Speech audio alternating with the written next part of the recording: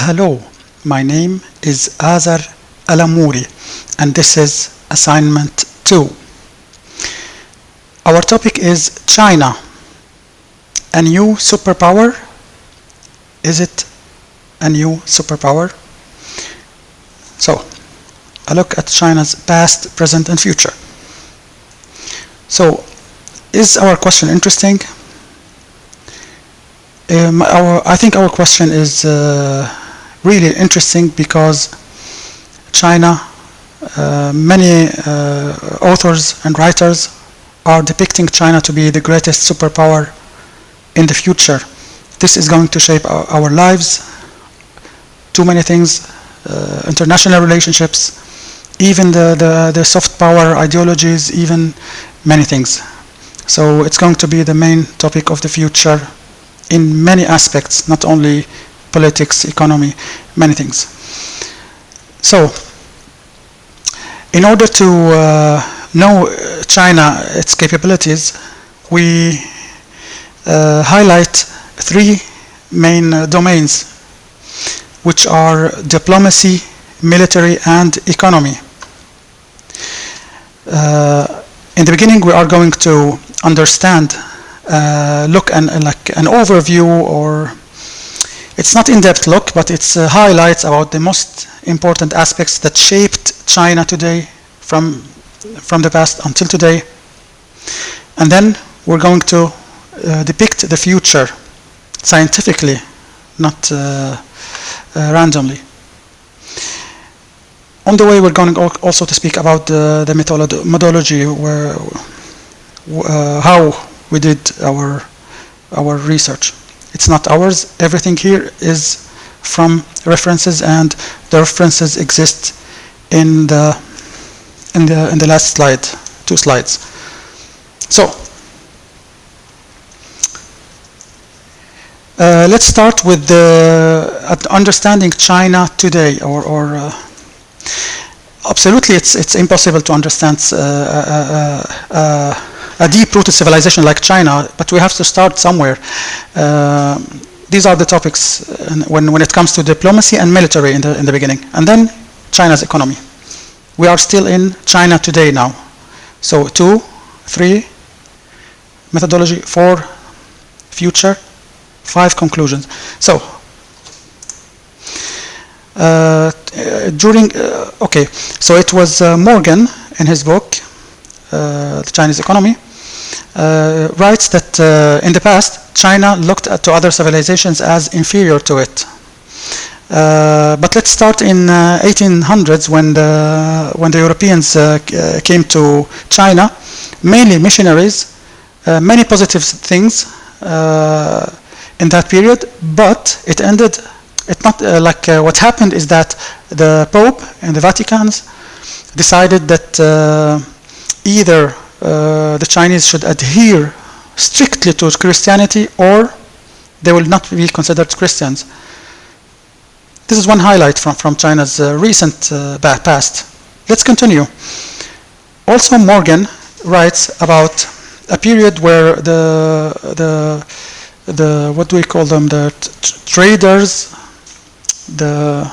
let's say the European companies were importing to Europe many types of goods interesting to them, but they only had to pay using the Indian opioid. This was like the court ruling the China back then in the 1800s decided that this is harmful, and wars started between the Europeans and Chinese, ended up with China losing. And then many treaties were signed with many other between China and many other let's say countries or empires. In these treaties, the other civilizations gained advantages and access to Chinese ports and open trade. The Chinese refer to this period as the decade of the 100 years of humiliation. This is all according to Morgan. After that, It was chaos in China, and the people were unsatisfied, trying to start many revolutions. The Qing dynasty, the ruling dynasty in China, tried to make some reforms like Western technology, but it was too little too late, and like the whole chaos ended up when it's not ended up like it, let's say, yeah, what happened is that a group of Marxist ideology people fought against the ruling back then nationalist party, won that civil war. The nationalist party ran away to start Taiwan as we know it today, but these Marxist group ruled China since 1948, and they were called back until today Chinese the Communist Party of China, CPC. The leader was Mao Zedong back then. Also, we forgot to say that Japan lost World War II, and the Chinese succeeded in, especially CPC, succeeded in gaining back what they consider Chinese territories back. So in 1994, the road was paved for Mao Zedong and his to start fixing the situation economically and many things. All these wars and all these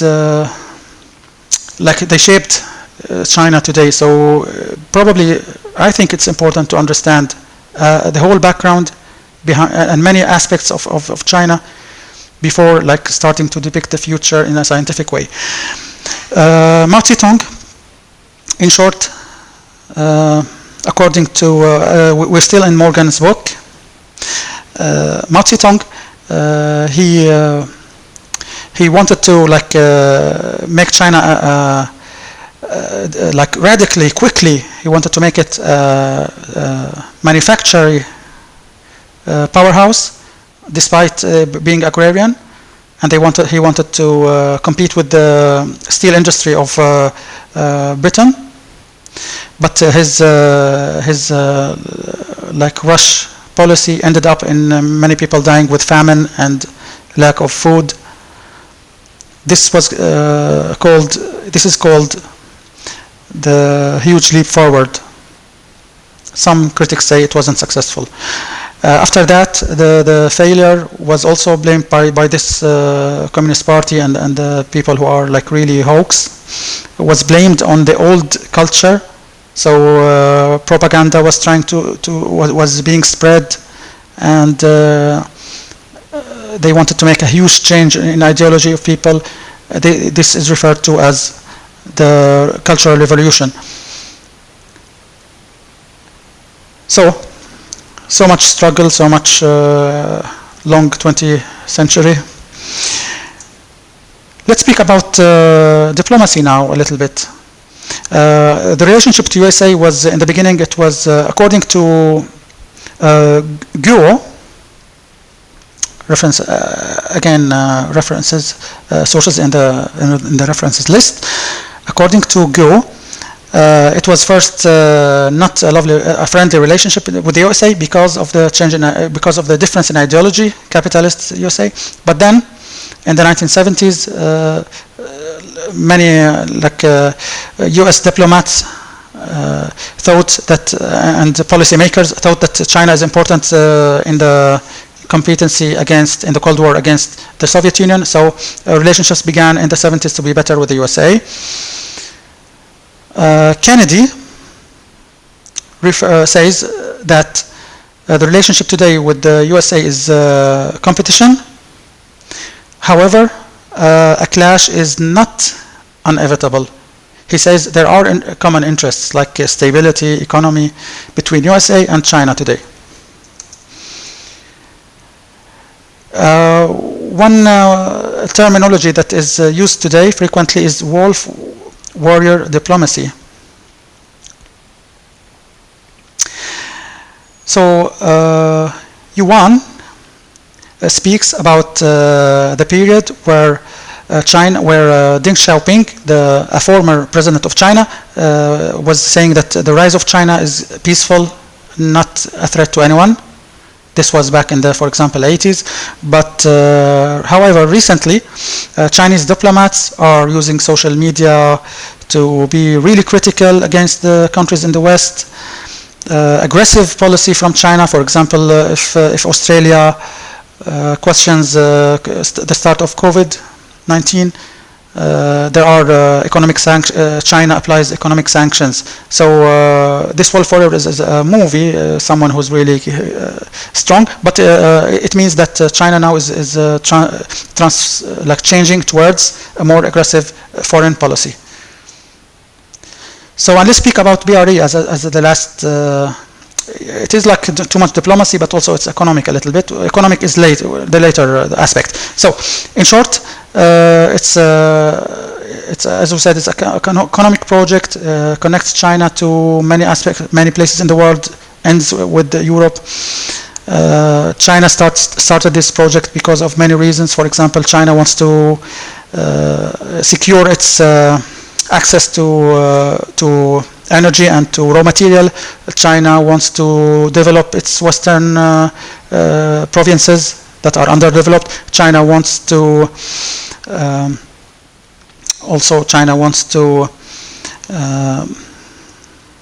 so I forgot the next point, to be honest. China wants to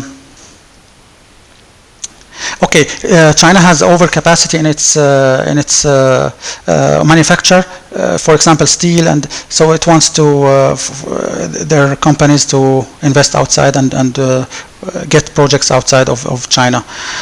However, many critics say that this is a debt trap to poorer countries.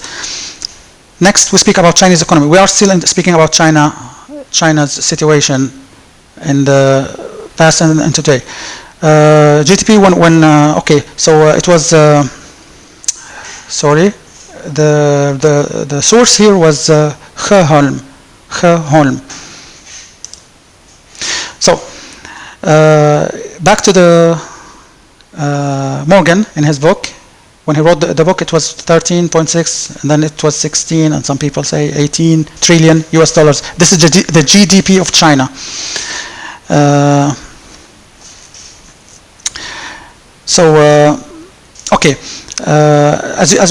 As we see here, China has had a very impressive growth, always positive for the last decades. The biggest sustainable growth in the world. Never happened in the past. Average is about 10% in the last decades. So it's a formidable economy. We are going to speak about the future of it later.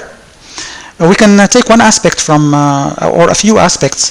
For example, how Deng Xiaoping had many laws and reforms to open up to the outside world and allow foreign direct investment, and also joint ventures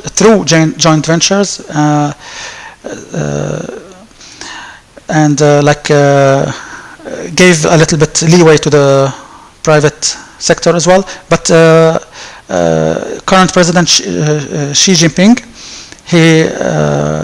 he's supporting state-owned enterprises and making them so big, like among you can see them, you can find Chinese state-owned enterprises among the global Fortune 500, the biggest in the world. Some critics consider this a regression from the reforms of Deng Xiaoping. We have a lot, so I will try to be faster. Also, still we are in the Morgan. Stephen, he says the Chinese economy is really too much export-oriented, and it's the biggest exporter in the world. Chinese state banks are also, we can see them amongst the biggest and richest in the world. Now, Hukou system, and a little bit about Chinese society, not only from an economic perspective. It was Masako who wrote about that in general China has a good high Gini coefficient, so like the gaps are not extreme in the society, and when you speak about the economy of society, rich and poor. However, it's still bigger than Europe, for example, and the rural areas are still so underdeveloped. The education is and the health care system is worse in compared to urban places. Not only that, the inner states are underdeveloped comparing to the rich economic coast of China. And unfortunately, like 200-300 million workers, a new class of society emerged when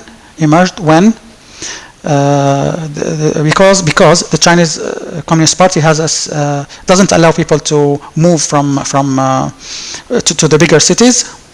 However, if these people, workers, not skill intensive, but to labor and work intensive workers, if they travel to where they find work in the coast, they do not hold a residence permit, and this system is called hukou, according to Masako. These people are suffering from too much discrimination and bad conditions because of not getting this residence permit, no access to good healthcare, etc. Back to the private sector.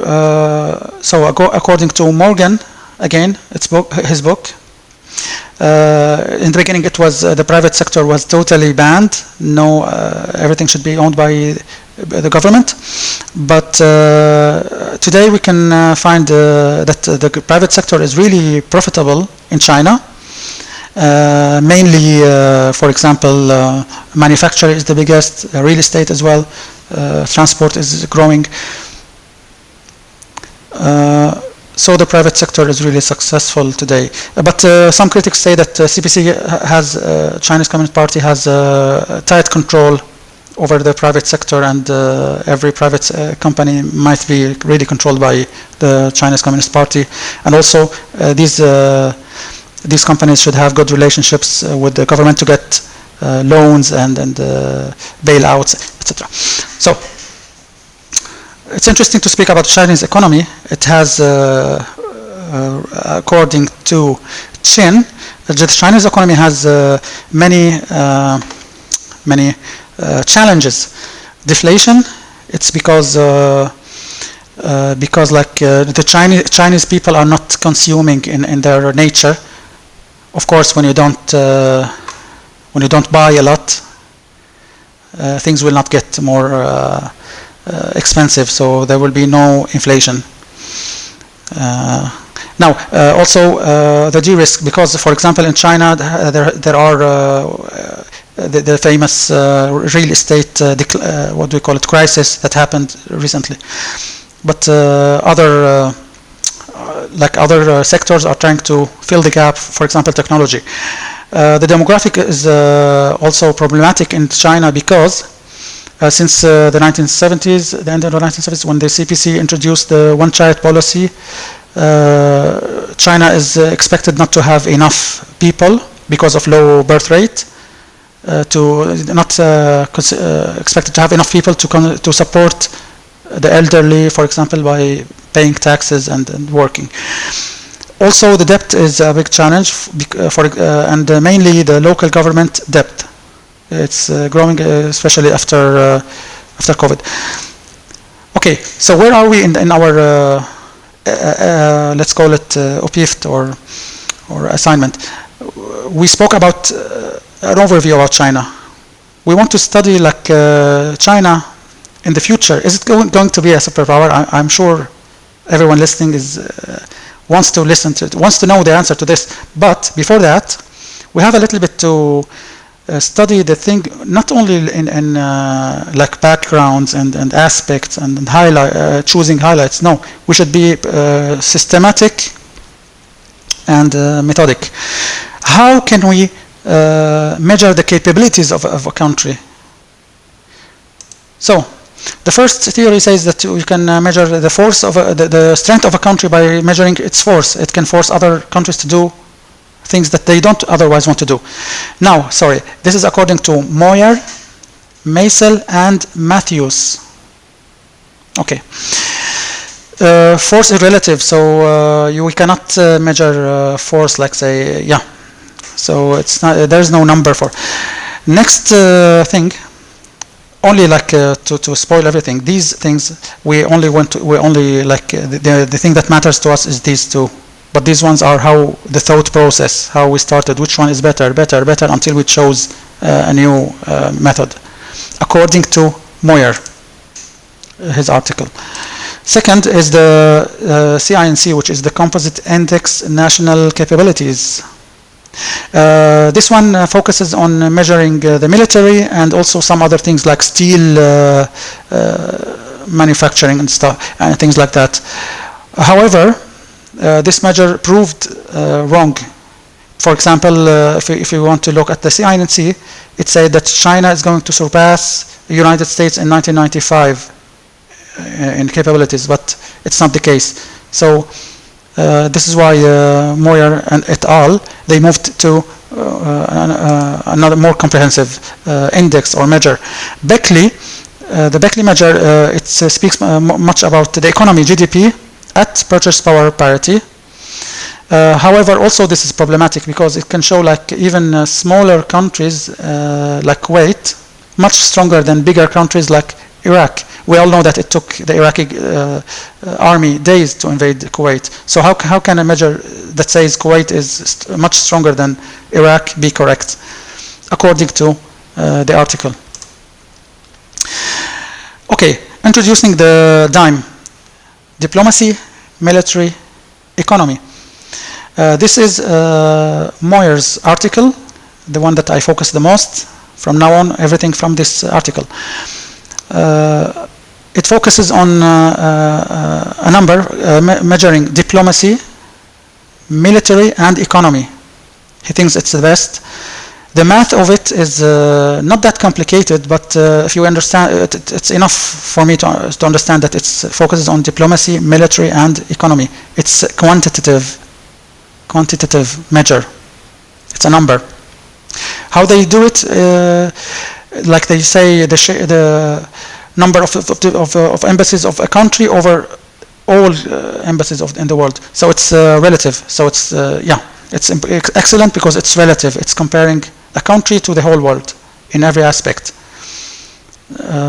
Nothing is too important. This is only like to give it a fifth. Okay, and we can see that the military has more weight, for example, because it's military and nuclear weapons.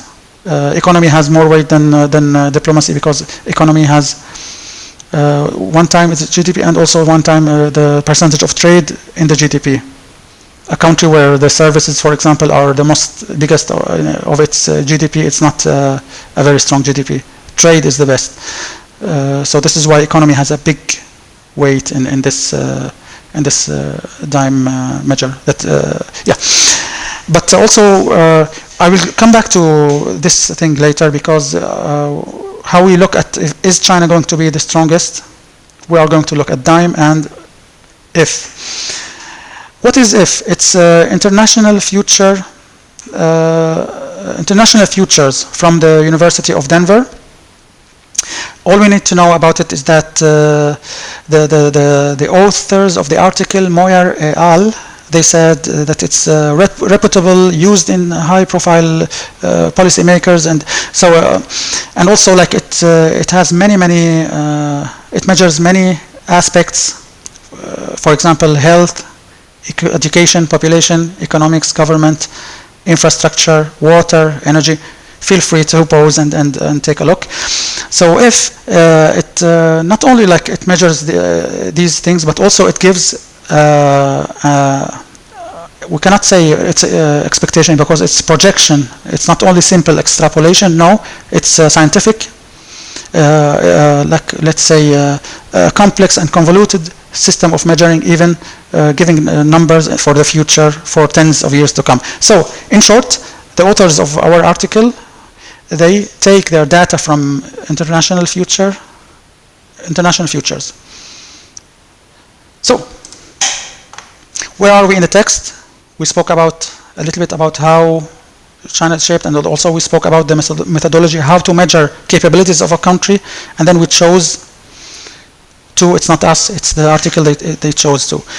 Let's speak about the future. Now, the answer is going to come. The normal current path, if things are as they seem today, is China going to be the superpower? This is the biggest question. This is the title of our whole course. And also alternative scenarios. So, we are going to, remember, we are using diplomacy, military, economy, and also where we are taking our data and the future expectations from this one. Now, the current path, if things are as they are. This table shows projections for the future for both China and the US in all the aspects that included in the DIME index. DIME index that are presented in this article. GDP, military, percentage of the trade, and others. I do not know that my camera is going to be in the way, but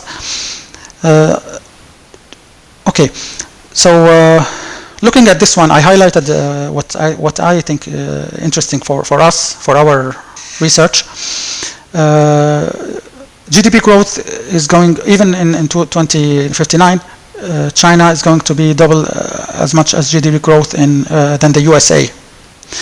Another thing is that the trade is going to be higher than in China than the USA. Trade, the percentage of trade in the GDP, the share of. Now, here the dotted line is the DIME index until 2020. It shows also in simplified that China is rising, US is declining. So we spoke about GDP growth. We spoke about okay. For example, the military spending is going to decline in the end. Yes, it is higher today than China, but in the end, it's going to slowly decline in the USA. Why? The author of the article says it's because of the debt that is rising in the USA. So I think we spoke enough about the current path, but the most important thing is that according to these models, yes, China is going to surpass the USA, and the crossover is going to be like, if you calculated the DIME from these let's say values, you can see that in 2020, almost in 2040, yes, China is going for sure to surpass the USA and be the superpower of the world about 2040, I mean, according to the article.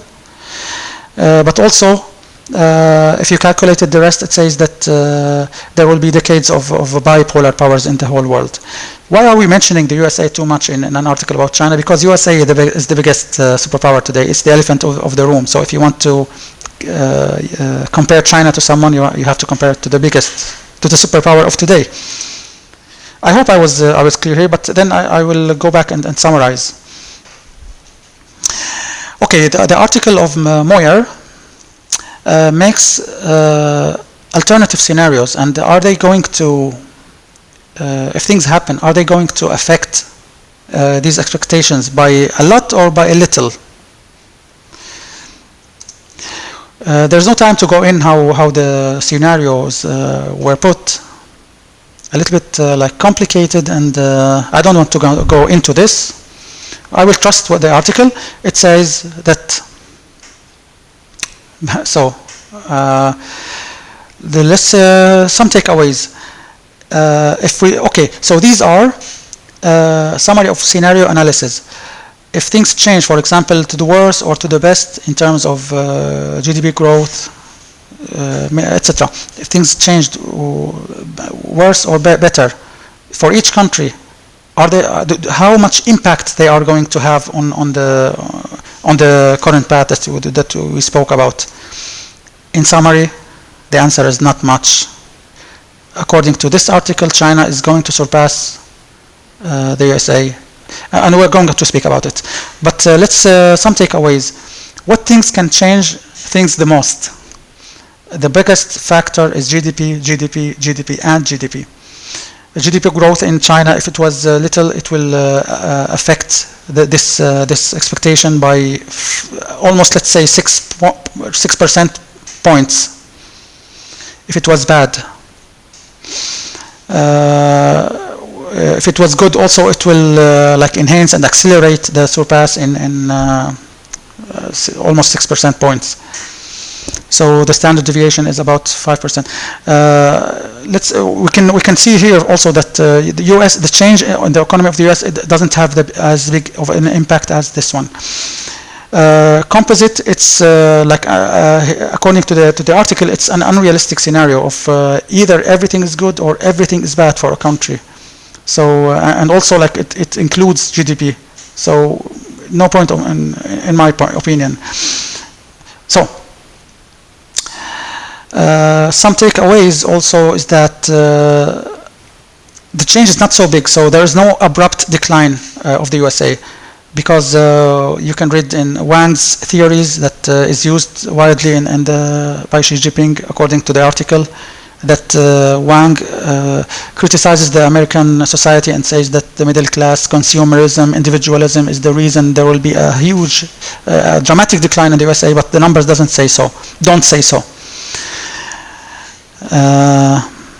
I mean, this research says that the change is due to structural reasons and not the ones that are in Wang's theories. Also, one other takeaway: if you like calculate the numbers, there will be no dramatic declines, free falls.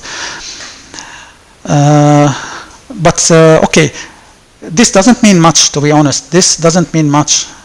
Because even if things change, still the article says that China is going to surpass the USA in most scenarios, not only in the current path where we said that this is the current path, but also every alternative scenario that the author the article can think about. 26 out of 29 scenarios, China is going to surpass the USA about 2040. Anyway, before 2060, but the cross point is going to be in 2040. China is going to be the biggest country in terms of capabilities in the world. Even if for example, India joins NATO, according to the article. And also, these three scenarios that where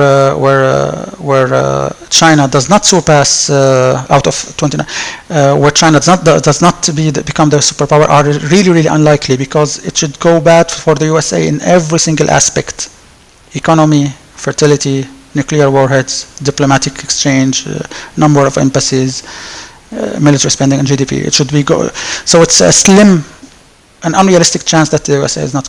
This is all according to the article. So, a little bit of summary. We learned that the GDP growth is the biggest single and almost the sole and only factor affecting China becoming the greatest superpower. But still, it is most likely that in 2024, like 90% of the scenarios, China is going to be the greatest superpower in the world. This is the answer to the question of the title of the whole Kina idag den nya supermakten. So we learned that it's not only about the numbers. We also learned like an understanding of the history of China, why it became communist, its conflicts, its wars, its diplomatic relationships, and and also most importantly the structure of its economy. At least many aspects, the most important highlights that I chose.